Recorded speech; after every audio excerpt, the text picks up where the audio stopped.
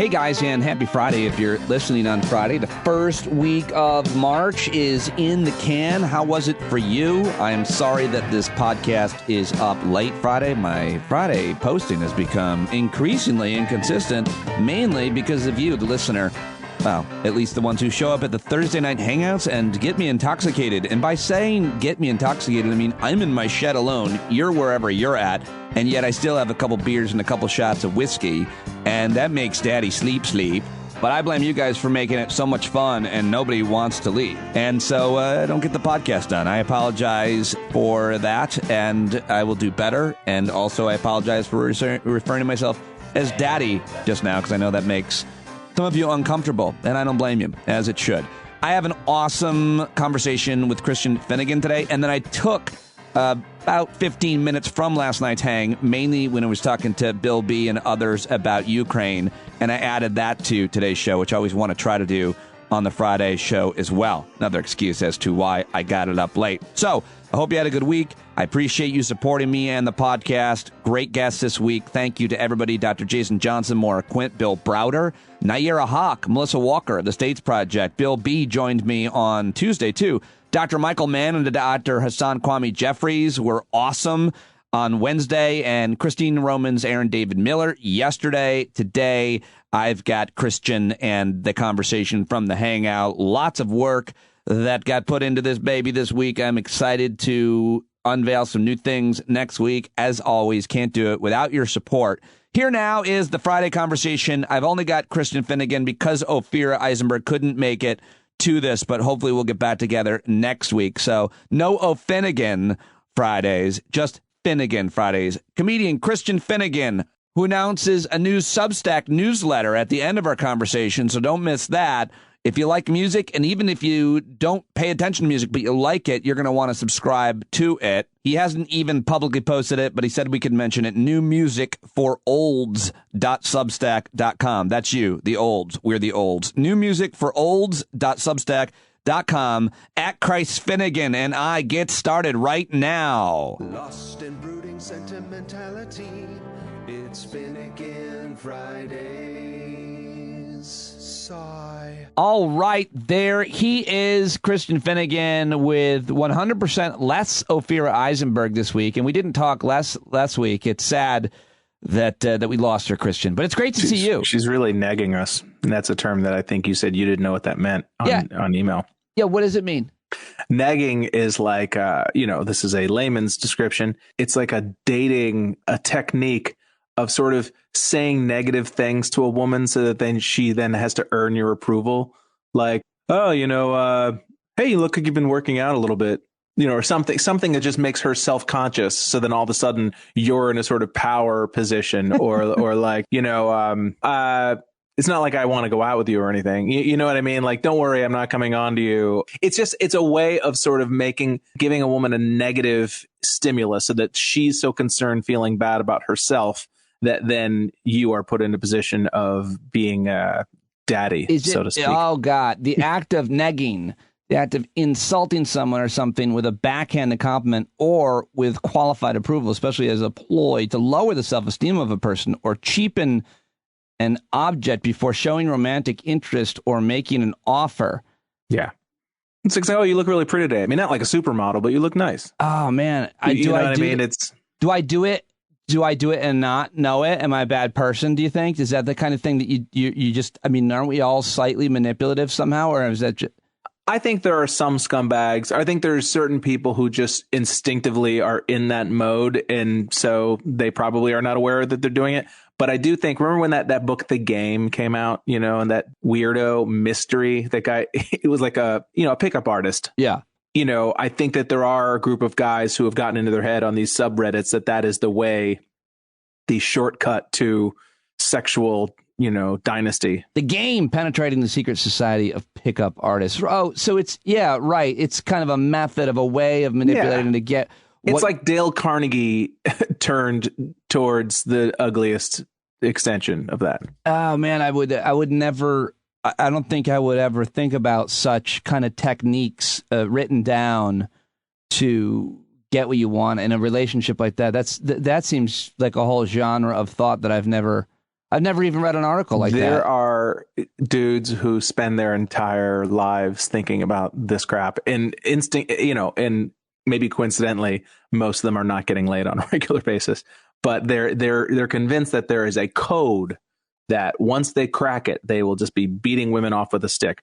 I mean, there's some comedians who kind of have podcasts about this, like Dante Nero's podcast is a little bit about that kind of stuff. Wow. And no offense to Dante, but that's kind of his shtick. That, the sort of secrets of getting laid. It's his podcast. Huh.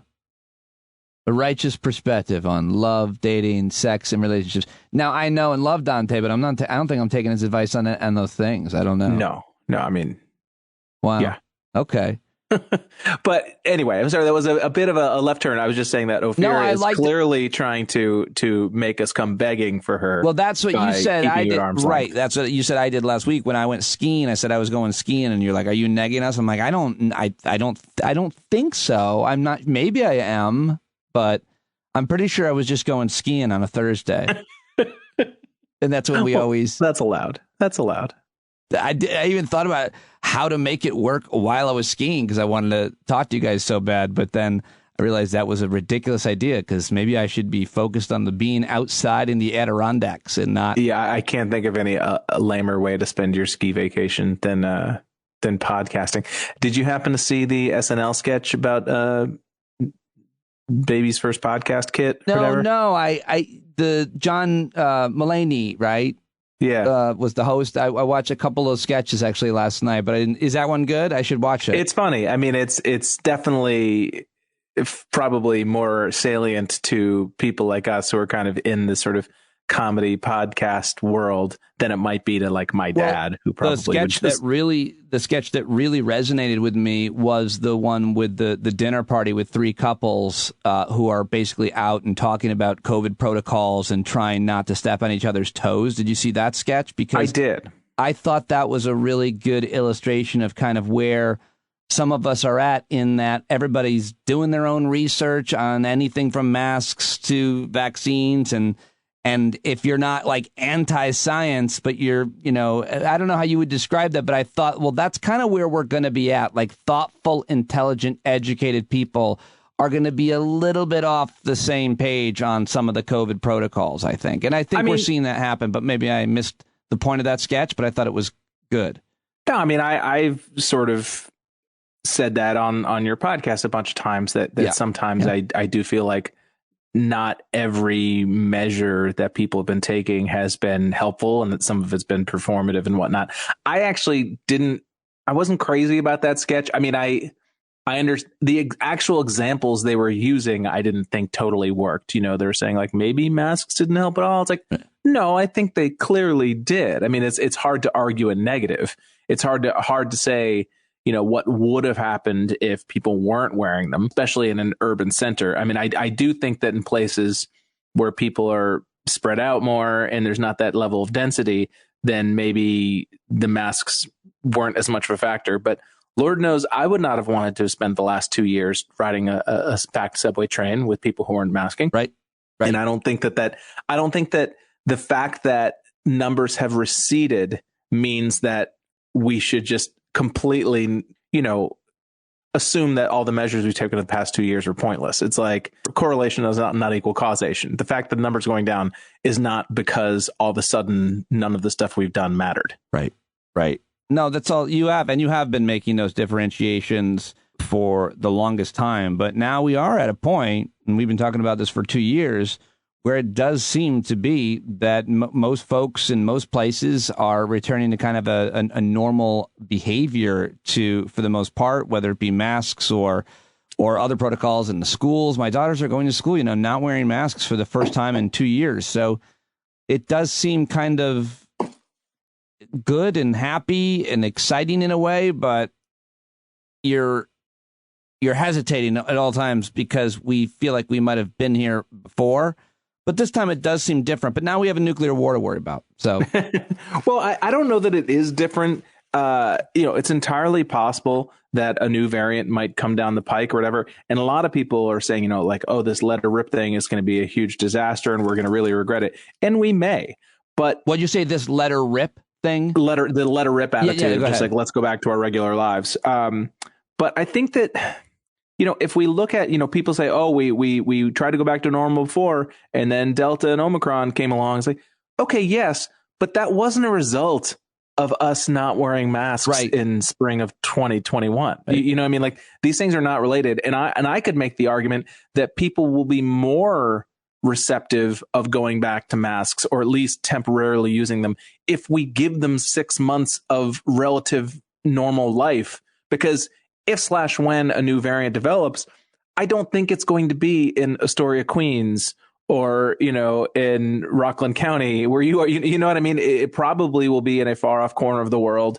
And I don't think that us sort of trying to mandate people wearing masks for the next 6 months when the numbers are low, I don't see what the benefit of that is. It's all downside, no positive for me. Yeah, no. And so maybe let people have a little bit of their lives. And therefore, if things came along and got bad again, they might be more receptive to understanding, like, oh, okay, for the next couple of months, we got to take this seriously again, as opposed to sort of doing what a lot of the anti-maskers and anti-vax people were claiming that we were going to do, which is like, oh, this is going to be mandated from now on. You're always going to have to wear a mask. It's like, no, it's like the weather. You don't wear a raincoat unless it's going to rain.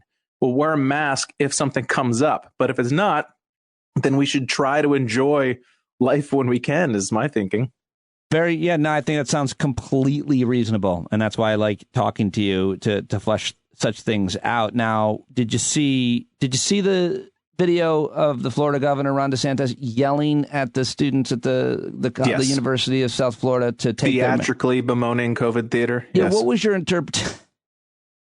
interpretation other than he was theatrically bemoaning COVID theater? What was that? That was his strategy to do that publicly? Oh, absolutely. 100%. I mean, I don't necessarily think that it was like there was a staff meeting where, like, hey, go and sort of bully these high school kids into taking off their masks. But I think that he saw an opportunity. It's like, oh, the mics will be on, cameras will be on. They're high school kids, so just out of awkwardness, they'll probably take their masks off because they'll just start sort of chuckling and goofily smiling, because that's what teenagers do when they're in awkward situations. And I think he instinctively understood how it was going to play, and he made sure to speak really loudly, in front of where the microphones were in very close distance. I think it was not spontaneous. I think you acknowledge this in what you just said, but it was almost simpler. He was doing a press conference, and there were going to be people standing behind him with masks on, and he thought the optics of that would be contradictory to everything that he says and believes. So he's like, don't stand behind me with that mask on while you're on camera. You want to do that? You want to wear a mask? Don't be the people standing behind me. It would not surprise me at all, and this is complete conjecture. I know nothing, but it would not surprise me at all. There are people whose job it is, there's PR departments and spokespeople. Yeah. And I'm sure that when they lined these high school kids up behind the podium, I'm sure somebody said, like, hey, we should have them take their masks off. We're Florida. This is Ron DeSantis. And I wouldn't be like, no, let him tell them. Like Ron will tell them. And that'll be a good moment. That'll be a nice that'll go viral. I'm sure. I feel very confident, because clearly this would have come up. I'm sure there were at least 10 minutes where they were setting up everything. And I'm sure, hey, okay, kids, stand here. And it would not surprise me at all if they told them to put their masks on so that he could tell them to take them off. But it's all branding, personal branding. And it's funny because, like, I don't want any of these kids to get sick, but would it be hilarious if one of them did? I mean, I'm obviously I don't want any of the kids to get sick, but if one of those kids got COVID, like, there would be some sort of hilarious interstellar karma to that. It's especially insulting after we all watched him wheeze through that press conference a couple months ago, where he clearly had severe COVID. Forget about that. I always forget that one. Okay, so Does it feel like we jump from crisis to crisis? Is this our new normal in humanity? You know, you've got you got Trump for years, and you get COVID for years, and then you got the constant climate crisis with the new IPCC report coming out. So it's like, even if you solved everything else, you got that. You got democracy dwindling. And now you have a war in Europe, Putin's invasion. Sometimes it feels like events they're moving faster from crisis to crisis, but maybe it's always been this way. Yeah, I don't know. That's a good question. I mean, part of me feels like there's obviously a algorithmic incentive to focus on crises. And so, because we're constantly online and we're constantly clicking on things, and that we're, it's a click-based economy. It's a great point that some guy chopping wood on a homestead in Maine or Montana, not plugged in all the time, doesn't feel like we're jumping from crisis to crisis. He's just like, oh man, this wood is wet. Yeah, exactly. Yeah. I mean, and so I do think that we're much more aware of the crises that are occurring on a very granular level. We know what's going on in Ukraine right now as opposed to 6 hours ago. You know what I mean? That would never have been the case, prior to maybe not even 20 years ago, like 5 years ago, even, the way information travels now. And so because engagement is king, these are the things that people are going to engage with, which is then going to make them feel like they're more of a crisis, which makes you want to engage more. And so I don't know how much of that is social media based perception and how much of it is literally the sky is falling. But it is relentless. I mean, there's no positives to the Ukraine situation. It's the biggest tragedy of our lifetimes in many ways, potentially. But it is clarifying. Syria was pretty bad. Of course. I mean, and I'm speaking from a very white person perspective. A lot of pundits and news media have kind of stepped in it the past week or so. Yep. I've been talking about that. Yeah. How civilized Ukraine is and how European and all that. But on some level, I do think it is helpful for white people to see war between white people. Yeah. Yep. That it is clarifying, and it is the savagery and the unnecessariness. That's not the right word. The lack of necessity, like how pointless and useless, and like, what are they even fighting over? Right. Like, it seems so enragingly absurd that this is happening. And yet, when it's people in far corners of the world, brown people, black people, Asian people, it just seems like, oh, well, that's just crazy people being crazy. It has nothing to do with us. Whereas this, it really does bring it home in a way that, and so I totally understand a lot of the black pundits and journalists who are calling out the reaction of a lot of the media, and they're 100% correct. I'm hopeful at the very least that the next time a conflict does arise in other parts of the world, we may have a better, more salient, clear-eyed perspective on it. It's the whole idea that these kinds of things don't happen in this neighborhood. Exactly. Yeah. We don't have that here. I always want to be like, different kinds of things though that are also really bad. Like a lot of wealthy, affluent, privileged folks do terrible things and have all kinds of issues with domestic violence and addiction and depression and real struggles with all kinds of things, and are just good at obfuscating and hiding them more. But it's always like, who would have known? Who would have known that old Roger down the street had an arsenal and was going to use it on his family? These kinds of things don't happen here. Yeah, they do. They happen. Yeah. But it's like, oh, old Roger has an arsenal, but he was maybe going to use it on me? Like what? like it'd be one thing if it's like, oh, that's so awful that Roger had that arsenal that he was going to use on them. But if you're going to use it on me, that's crazy making. You know what I mean? That really put some chaos in there. How much are you paying attention to the news out of Putin's invasion? You check it's hard. I mean, probably as much as I need to be.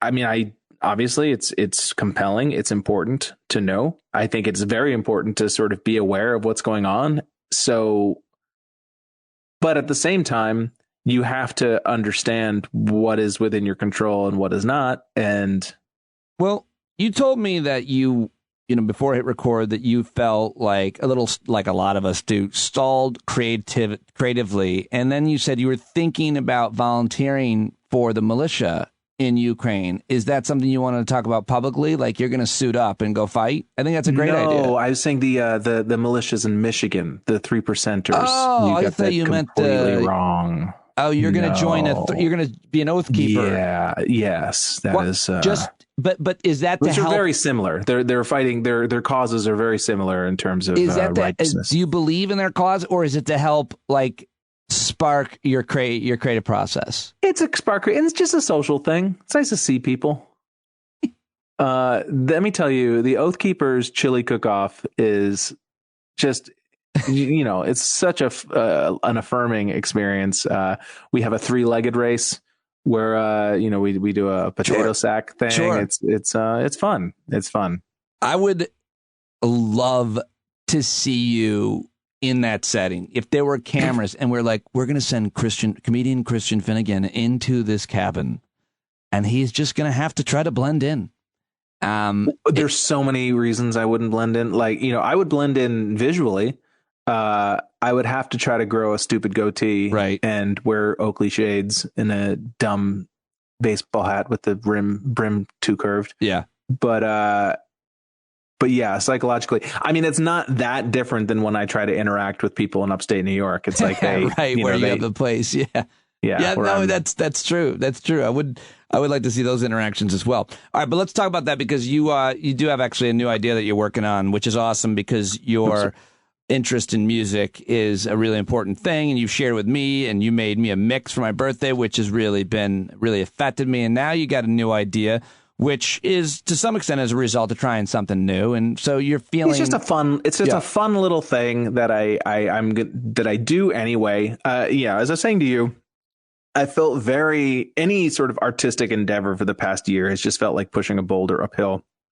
And I have all these quote unquote great ideas that I just sit on, because when I think about what it would take to accomplish them, I just get, you know, depressed or whatever. And so last week I kind of got a little real with myself, and I just asked myself, it's like, what is it that you already do, like, to entertain yourself? You know, what is the thing that nobody asks you to do, but you just do anyway, just for yourself? You were watching a Tony Robbins tape, and it said, ask yourself what you would do anyway if you just could, right? Well, but that's what I'm saying. Not even what I could do, because people lie when they say, "Oh, if I had $1 million, I would, you know, I'd write a novel or I'd go travel the world." It's like, well, maybe, but that's all theoretical. I want to get even smaller than that. What are you actually doing now? Like, what are the things that you do on a day-to-day, week-to-week basis? Yeah. And, you know, most of the answers to that question were either unhealthy or indefensible. But there was one thing that I sort of reached. It's like, I find new music like all the time. Like every week I will spend like Thursday night after midnight, you know, Friday rolls into Friday, and that's new release day. And I'll generally spend an hour and a half laying in bed, just scrolling through new releases and just clicking on shit. You know, I read a lot of music blogs and crap like that, but sometimes I just literally click on albums and just like, hey, what's this sound like? And I spend probably between 3 and 4 hours a week doing that, just because it's fun for me. And I love having a new song, like it doesn't have to be my favorite song of all time, but just a song that I want to hear over and over. It just makes everything lighter. You know, the sun shines brighter. Yeah. You know, your commute is shorter. It's like life sort of acquires that sort of new car smell for a couple days. And there's no reason that you can't have that at least a few times a year. You know, those are the kind of things that those songs sort of find you when you're in your teens and 20s, you know, because you're college age, you're going to concerts, you're going to bars that are playing music. You're more of a sponge to that. But as you get older, and, you know, you're an example of this, because that's why I made you that mix in the first place. just life gets in the way, and you might want to find new music, but who the fuck has time for that? You know, you're not reading the music blog. You're not going on Pitchfork. You're not having these arguments with obscure, Danish emo pop bands, or you know what I'm saying? Yeah, it's like you have a life. And so I don't.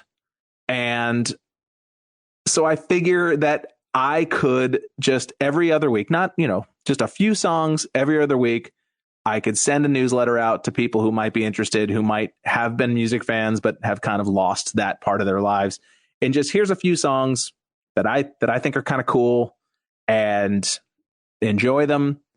And maybe you'll find something that gives you a little pep in your step for a couple days, because, we all deserve to have that. There's nothing stopping you just because you're whatever, 40 or 50 or whatever. There's nothing stopping you from listening to music you haven't heard before. I love it. I had no idea what was missing in my life until new music and music in general was forced on me, and I still don't, and often forget it. So I like this idea, because for people who love music and new music especially, they're going to like it. But then for people like me who just need it, I need somebody else to do it, as you're saying, for me. I don't even know where to look. I didn't know new music even came out on Fridays. So I subscribe to it for that reason. So you haven't started yet? No, it's you can sign up for it now, but I think I'm going to release I'm probably going to release like an intro newsletter on Monday, I think. Cool. But it's Where do you sign up? Every other Wednesday. It's called New Music for Olds is what it's called. No way. And it's newmusicforolds.substack.com. I'm in. Like literally, it's just like right now, it's just a welcome coming soon. Well, I hope everybody page. listening that likes you and likes music signs up right now. If you like Christian, then support this new endeavor, newmusicforolds.substack.com. And I'll, of course, link that in the show notes. I love it. Yeah, it'd be fun. And, it's a free thing. There will be a paid level as well. And of course, it would be nice to have some sort of financial justification for spending the time doing it. I'm not doing it for money per se, but it would be nice to make a little bit.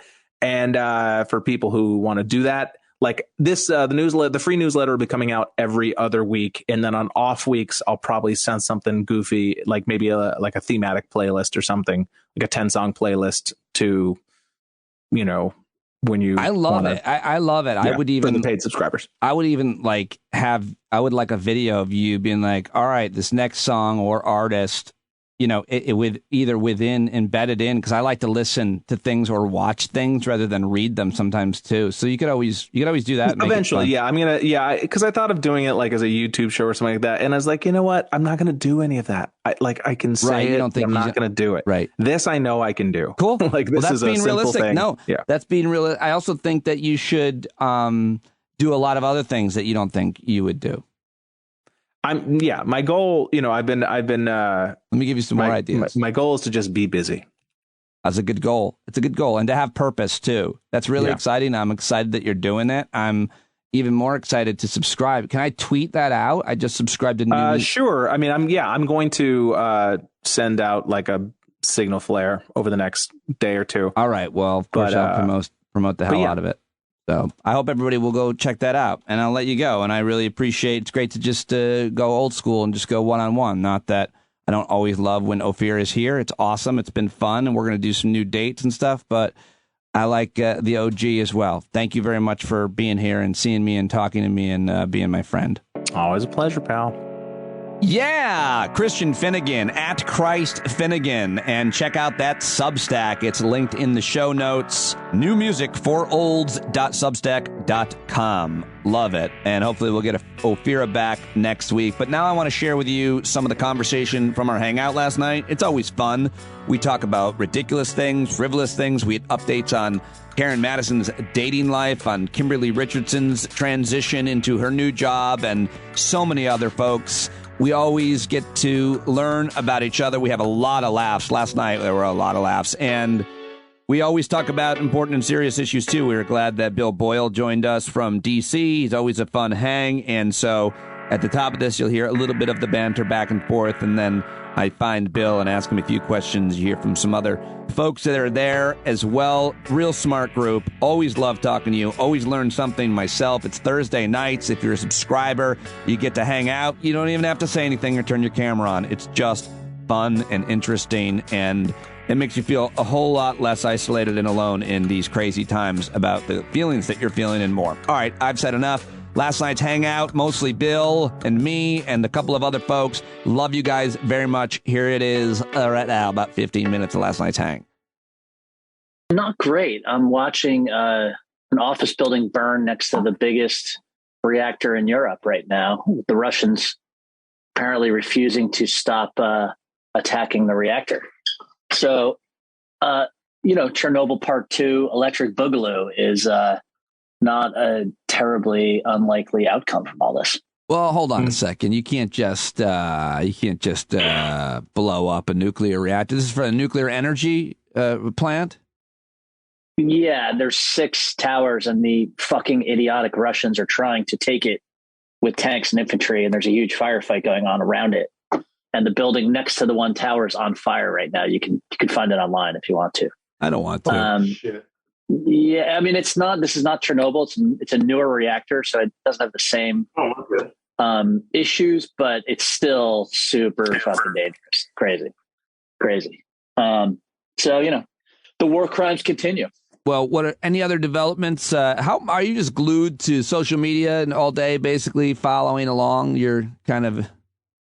No, I take big breaks from it because you can drive yourself fucking crazy reading about, watching this and following it. And there's so much that you hear that turns out to be bullshit.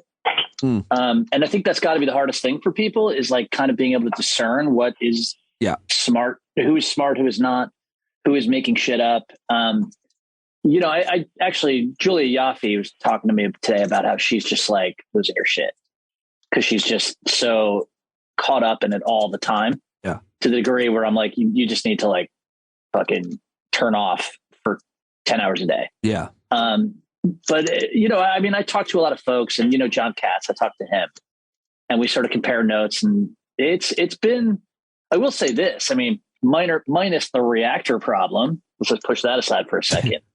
The Ukrainians are fucking phenomenal and super impressive, and the Russians are not. Well, let me just ask about one thing that I just can't seem to see anybody saying.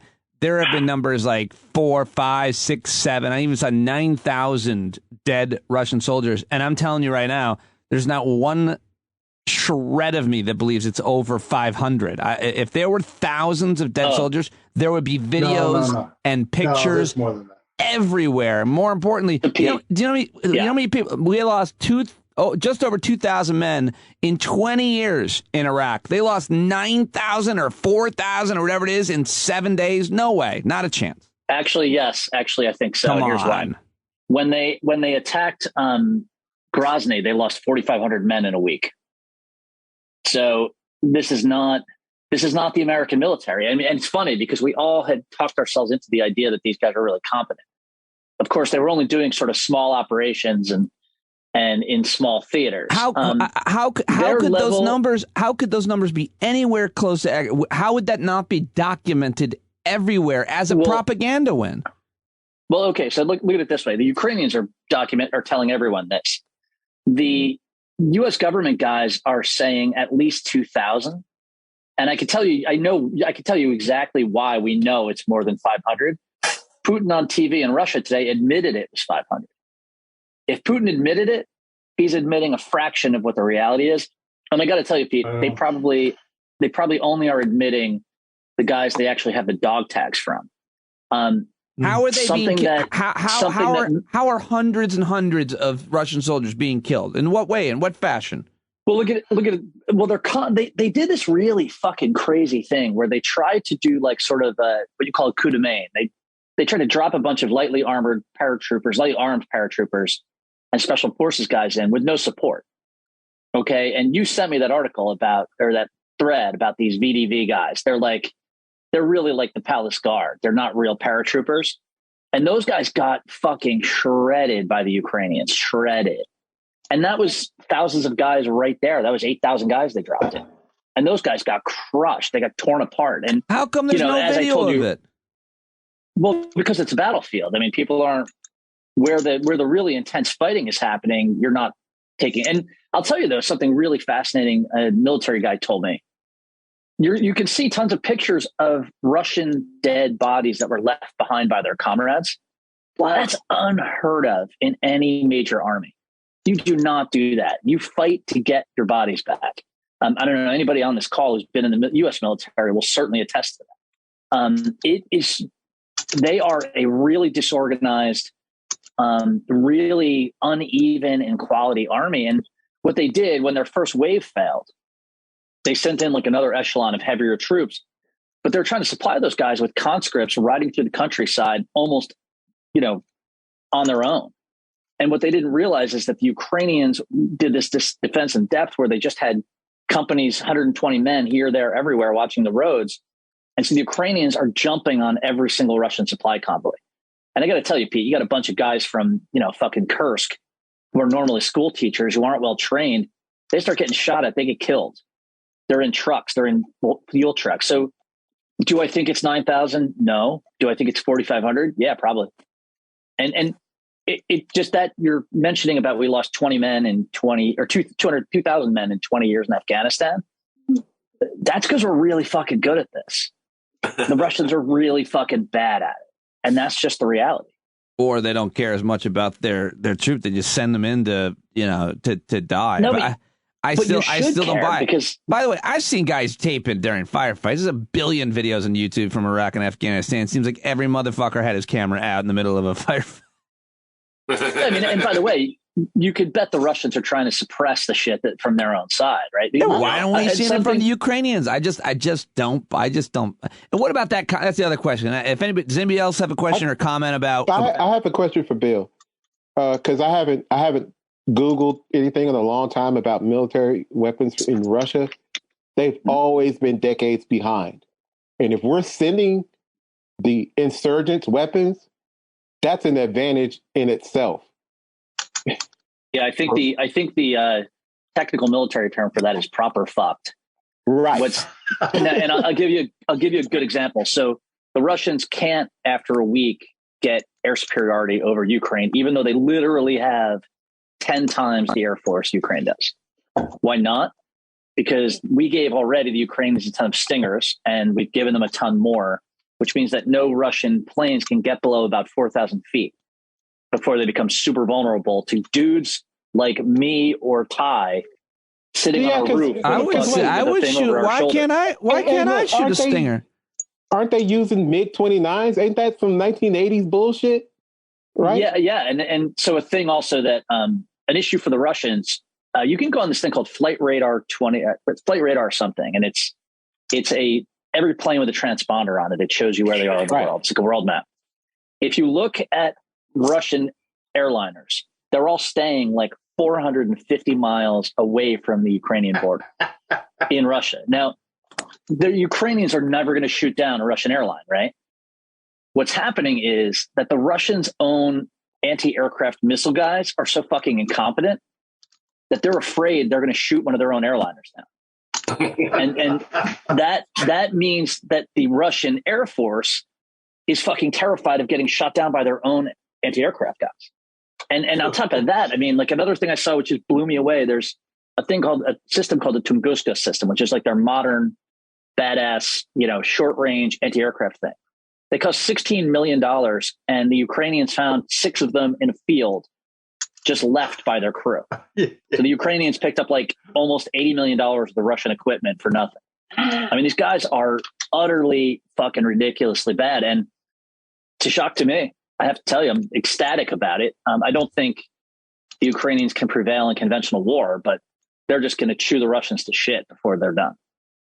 Why weren't the Russians more prepared to invade? It sounds like Three Stooges. It's not because the they Russians. suck. It's Putin. Well, right, but there's something that I certainly didn't recognize. And have you guys seen the thread on Twitter about the tires? Is anybody familiar with this? Okay. This expert on tires. It makes me want to do a live read really badly. You want to read it? It's really amazing. No. I mean, I'll make it really short. For tires on those machines, just like the tires in your car, you have to move them. If the car just sits in the sun, sits in the sun, gets hot. Now they're dry rotted, probably. And they dry rot. So you see all these videos of these conscripts driving their things driving their car or truck in mud, and the tire falls apart. It's because the Russians, for probably a couple of years, didn't bother to move and rotate all of their fucking armored vehicles. And now here's why they didn't do that. And this gets to your question. If I'm a Russian commander and the system's corrupt, right? That's a lot of gas. If I never move the trucks, I can sell the gas, right? So I make myself a little money. Then on top of that, somebody else pointed out there was a guy who was an even bigger Russian armored vehicle tire expert, which is a sentence I never imagined I'd say in my life. And that guy pointed out, you know what? They're not actually the right tires. They're cheap Chinese knockoffs. So probably the procurement guy probably got the money for the right tires.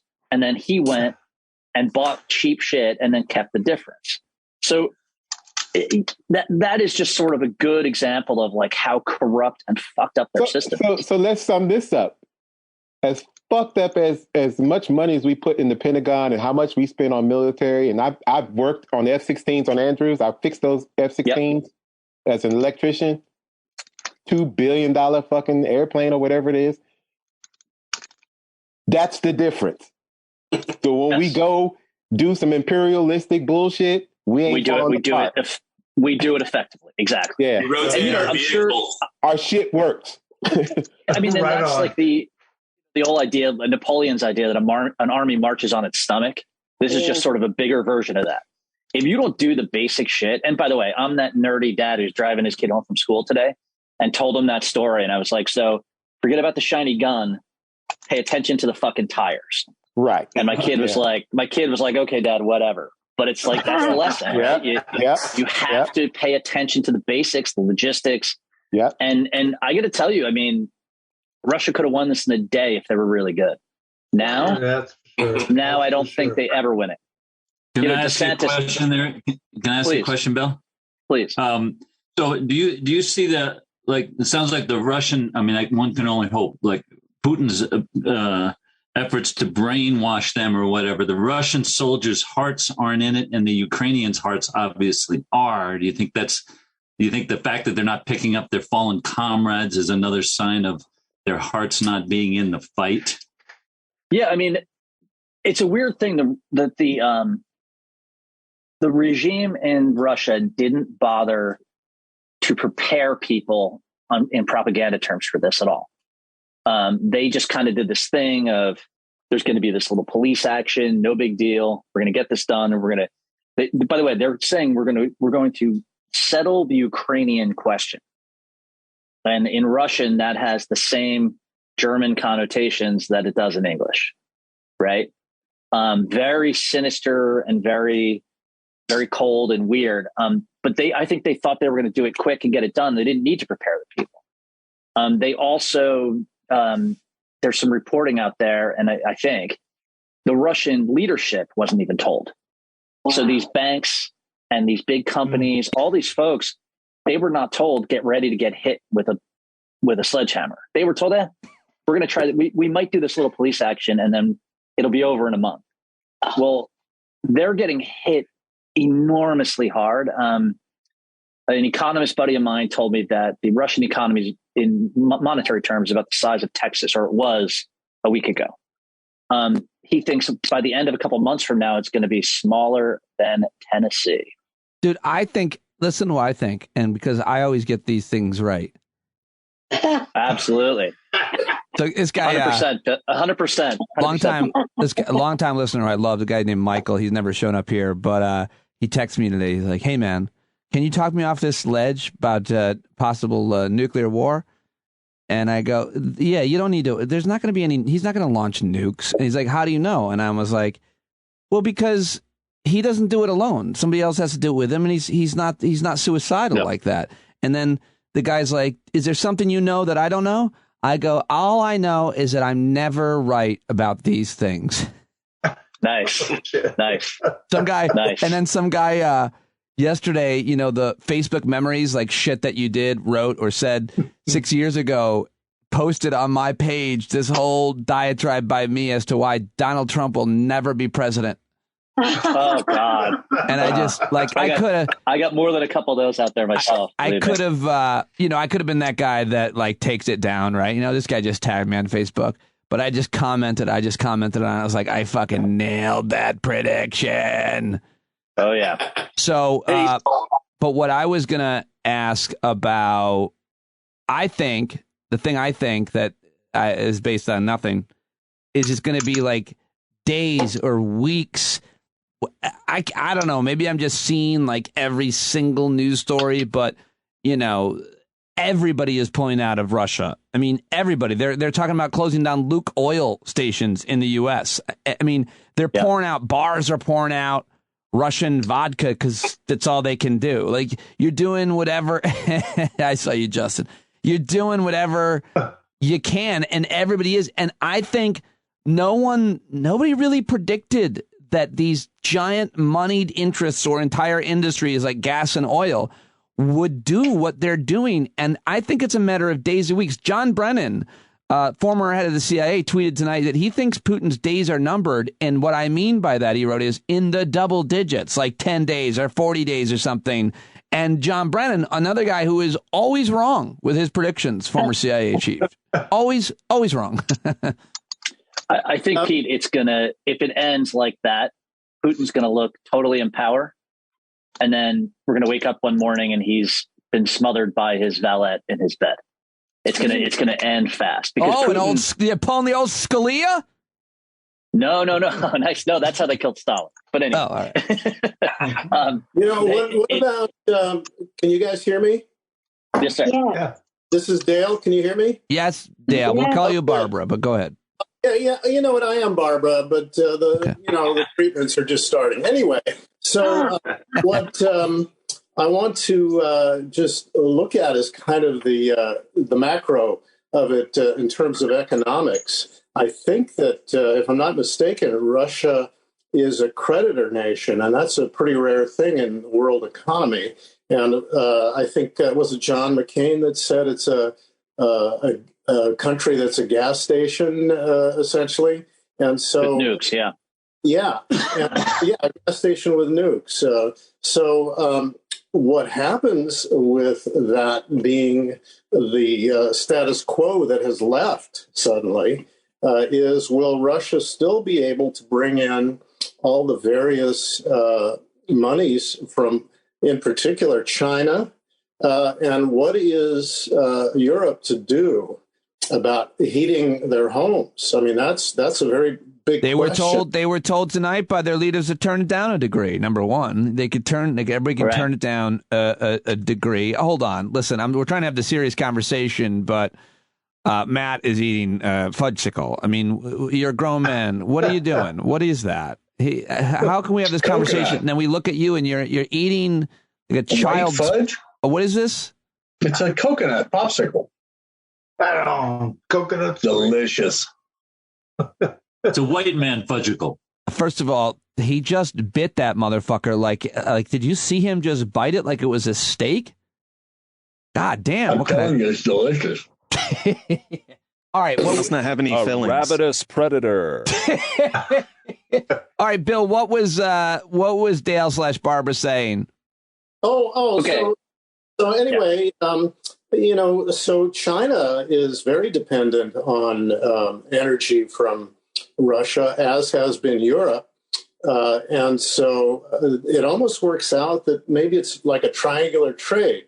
In order to manufacture all the cheap goods that we end up buying with our, our fingertips on our computers from China, we end up being part of this triangular trade that supports this wacky system that's very destructive. And then you piece that together with the UN report about climate being all right. impacted. Well, hold on a second, Dale. You're bringing in a second. You're going to bring the Rothschilds in here. Everything, of course, is connected, as you're saying, and he does bring up a good point about just international commerce. But that's why Joe Biden. That's why I want to ask you guys next. Did you watch the State of the Union? We got to manufacture shit here, so we're not so dependent on unstable countries and regions and their autocratic leaders. Bill B. in D.C., ladies and gentlemen. By the way, you look great tonight, Bill. Who are you wearing? Is that a fleece? I'm wearing the federal parking my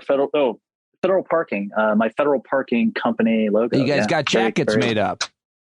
Under Armour, I think. Oh, very nice. Yeah. Wow. Okay. Yeah. Swag. I think is the technical term for it. All right. Yeah. As you know, when I'm not trying to solve global military problems, I park cars. That's right. Yeah. So I have good news for you that China does not actually get most of its energy from Russia. There's only one big pipeline through LNG through to China. In fact, China and Russia now are trying to do this crash course to put another big one in, which is going to cost about $2 billion and take a couple of years. They're just incapable of getting China that much energy. So Russia's in a real bad spot because they can't really sell that much oil to China with the current infrastructure. They also have issues of it's cold. You build a pipeline on permafrost that global warming is starting to make sink. Your pipeline breaks. It's a difficult issue. So China's not super happy. They do $10 billion a year in trade with Ukraine. And China definitely signed off on Russia doing this, but they signed off on Russia popping in there, doing a fast regime change and getting the fuck out. Yeah. Really screwing up the global economy where Europe can't afford to buy goods from China. Doesn't help China one bit.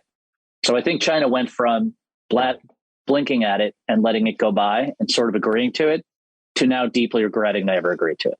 Now, well, it's oil. The oil is really the centerpiece of really what we're talking about. China doesn't get their oil from Russia. No, they get their oil from the Middle East. And they some of their own. They get most of their oil from the Middle East, actually. So, and Iran. Well, there you go. How about that? Is Bill right about those sources? Was Dale right? Look it up. Find out yourself. But a very fascinating conversation and fun, as always. Just a sample of our hangout last night. And thanks to Bill and everybody else who showed up. Also, thanks to John Carroll, who showed up and at my house with his wife, Meredith. I should have mentioned that at the top. But John and Meredith stopped by my house on Thursday, and it really brightened my day. And he also hung out last night with us, and we talked about how much that meant to me and how much fun it was. And anyway, thank you very much for all of you who subscribe and hang out at those hangouts and join us. If you haven't, I hope that you'll consider it. StandUpWithPete.com. Thank you for a great week of your support. I look forward to talking to you over the weekend, during the week on Discord. Chat there anytime at the Hangouts right here on Stand Up. Have a great weekend. John Carroll, take us out. Stand up, stand up. I think you're driving wheels been leaking grease. Boy, you better stand up, stand up. Well, there's a whole lot more of us who know what's right. They'll keep right on ignoring us if we keep sitting tight. You got to open up the window to let in some light. You gotta stand up. That's right.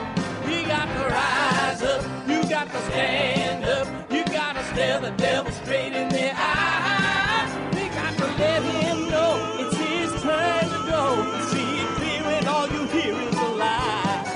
So get up off of your butt, get down off of your fence. And even if it ain't a very friendly audience, well, they'll begin to listen when you start making sense. And you stand up, stand up. No need to point your rifle to defend your town. Just stand up, stand up. You know they can't deny you what you're laying down. Boy, you better stand up, stand up.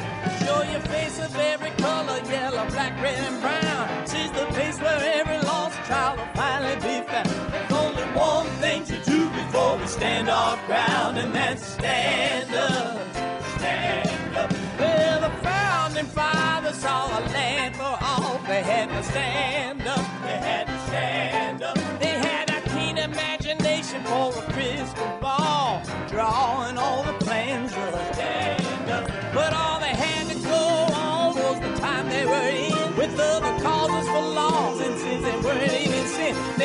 change was gonna come before the change could begin. They had to stand up. All right, they had to stand up. We got to stand up. We got to look the devil square in the eye. We gotta let him know it's his time to go and make it clear when all we hear is a lie. Why you lying awake wondering where the money all went? It'll be the cost of freedom that'll go unspent. You can see him flee the scene of that experiment if you stand up. All right, we got to speak up, we got to reach up and raise your voice in every way you know how. Don't be toes up, you got to show up. Ain't no better time to do it but now. No need to pledge allegiance to no wanton tribe. Rise up, show obedience to the voice inside, and listen well and it'll tell you not to run and hide. It says stand up.